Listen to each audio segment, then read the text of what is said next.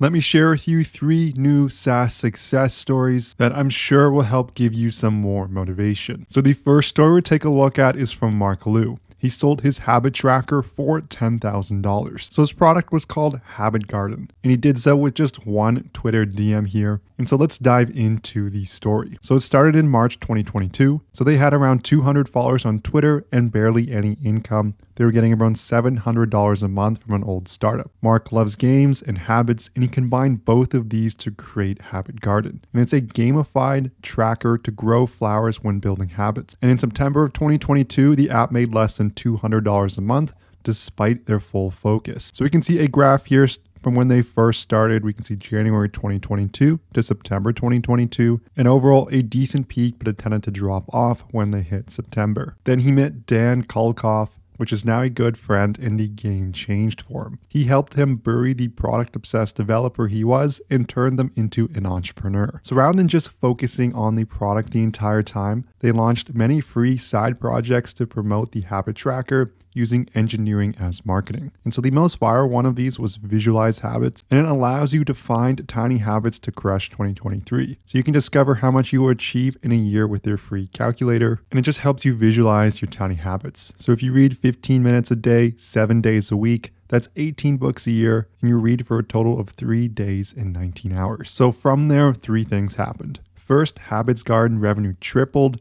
their Twitter growth tripled, and they realized that speed is more important than focus. So by January 2023, their Twitter crossed 10,000 followers, and Habits Garden was paying the bill at around $800 a month. From there, Mark went and built the most requested feature, and that was a mobile app. So as a web developer, this was daunting, as instead of only being launched on the web, they had to pay Apple and Google their gateway fees of a 15% revenue cut. They had to learn a new programming language, but they got really lucky here. A Twitter user named Martin DM'd them about a new tech called Capacitor, and they became friends, and he actually flew to his house to help him build the mobile apps. And 2 weeks later, Habits Garden was live on the Apple App Store and the Google Play Store, and they were blown away. I never used Capacitor before, but it's a cross-platform native runtime for web apps. So it's an open source native runtime, and is used for building iOS, Android, and progressive web apps with JavaScript, HTML, and CSS. But even though Mark was spending a ton of time on this, with 1 year of work in total, he decided to call it quits, as $4K in revenue for 1 year of work was not worth it. So for Mark, it was back to shipping more products. So Mark kept this more on the back burner, fixing bugs, answering emails, and making sure everything was running well. Mark didn't really add any new features, and they were barely tweeting about Habits Garden, but the revenue was quite steady at around $500 a month. But then Ripper234 reached out by Twitter DM offering to buy at their asking price of $10,000. And overall, the lessons Mark learned were that people who engage with you in the comments can become your friends and make you a better person. Mark wouldn't be here without Dan and Martin. The second lesson was focusing on a startup without obvious traction is a time loss and nerve-wracking scenario. And the last one is launching fast creates a shipping muscle and inspires others. So this one was definitely a cool journey here for Mark. And it's great to see Mark had a successful ending when selling this for around $10,000, which is around a 1.6 multiple on the ARR. So for our second story, let's check out CH Daniel. And they sold their SaaS for 6 figures. And here are the lessons they wish they knew, and it would have saved them a lot of time. So the product was called Simple Ink, and it allowed you to build websites with Notion.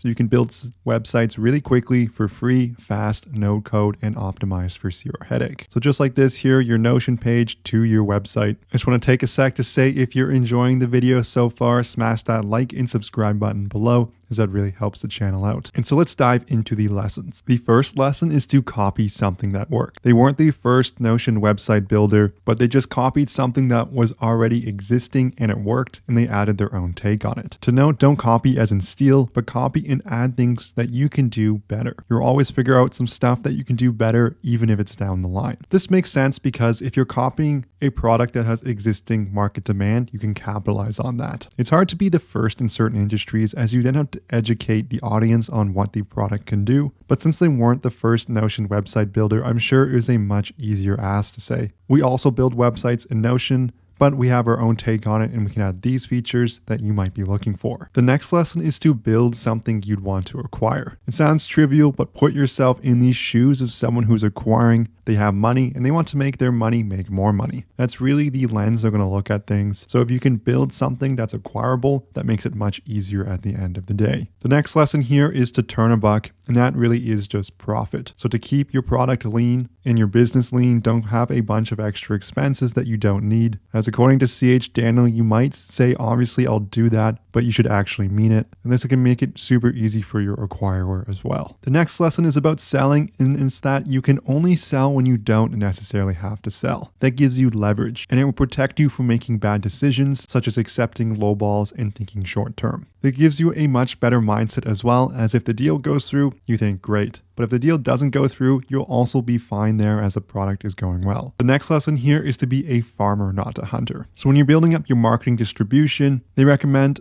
planting your seeds, sowing your crops, rather than going in for the big viral moment or trying to scale really quickly with paid ads. So to build this, they used SEO and they were farmers here. As farming keeps on reaping benefits, and it's a slow scale, but it's productive in the long term. It's beneficial for the acquirers as they want to reap the benefits of your farming, and they can't do that for hunting. So 2 more lessons. The second last one is that it takes time. Nobody wants to hear this, but it just simply is going to take longer than you expect. The last lesson is when selling, list to startups everywhere. They sold their company through a site called acquire.com, and they paid a 4% commission to them, but they really listed their company everywhere. So Twitter, Acquire, Flippa, Facebook groups, it's better to have the optionality. So a great post here with some awesome lessons that you can learn. If you're considering selling your SaaS, you might not be there at that point, but these are really useful to keep in mind. So just like all of these posts here from Indie Hackers, I'll leave a link in the description below. So let's check out our last micro SaaS success story here. And it's about how a founder hit 20K in MRR in just 6 months without marketing. So Dustin Stout is a non-technical solar founder, and they built an all-in-one AI content creation suite in 2 months using no code. Then he grew it from 0 to 20K MRR in 6 months without marketing, and he's currently at 23K in MRR, or monthly reoccurring revenue. So let's check out the SaaS, and it's the world's most powerful AI tools at your fingertips. So you can transform the way you generate and refine content with Magi's revolutionary AI tools, an intuitive chat interface powered by the world's best AI models. So pretty cool tool here, and amazing they built this with no code. It's an enchanting all-in-one platform. And if we learn more about the founder here, Magi was created because he loved the idea of an AI assistant, but he didn't love the limitations of ChatGPT when it first came out. It's used by some industry leaders here. We can see Arizona State University, Amazon, University of Notre Dame. They have multiple language learning models here. We can see OpenAI, Anthropic, Google AI, Meta, and Cohere. And it's been as seen in Fox, US Today, Digital Journal, The Chronicle Journal, and over 400 other news sites. So if we take a look at the differences between ChatGPT and Magi, you can see they both have chat interfaces and history. You get unlimited AI personas, you can have pre-made personas, chat folders, it can read any web page, you can auto-fetch a YouTube transcript, save prompts, edit AI responses, generate images with DALL-E or Leonardo or SDXL or Midjourney. So quite a few features built on top here rather than just ChatGPT. And it's just going to simplify the whole process as you don't need a prompt engineering degree. And I've seen a lot of AI tools built on different models, and this one seems to be doing extremely well, which is super awesome to see. In terms of starting out in marketing strategy, build in public was Dustin's approach, as he did this instead of doing traditional marketing, and this was mostly a matter of staying focused on making the product as great as possible before blitzing the marketing. Dustin knew that they had enough audience who would follow the build in public journey thanks to 10 plus years of growing an online presence. In terms of how he got to 20K in MRR, the first part was that he did have an audience, and secondly, he created an affiliate program out of the gate. And so combining both of those things, especially considering many of their online friends are marketers, they didn't have to do much more than build in public. In terms of their build in public approach, it's not too sophisticated. Anytime they have a new feature they're working on, they share a screenshot and talk about why or the how behind it. They're also trying to share at least one revenue update per month, and anytime they come up with a fun or interesting use for the product,